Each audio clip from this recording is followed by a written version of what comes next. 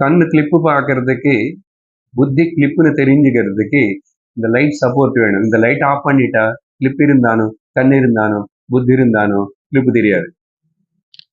அப்படி கேள்வி கேட்குறாங்க. புத்திஸ்ட்ல ஒரு வகை.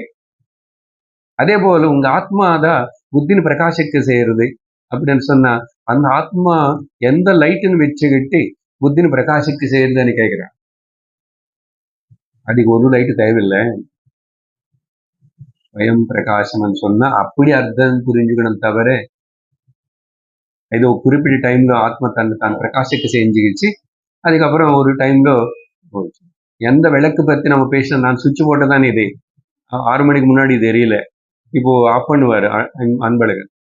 எனி லைட் நேற்று தீபாவளிக்கு விளக்கு ஏத்துட்டீங்க, அதுக்கப்புறம் இப்ப இருக்கா? ஆத்மா அப்படி ஏதாவது ஒரு குறிப்பிட்ட டைம்ல ஒரு ப்ராசஸ்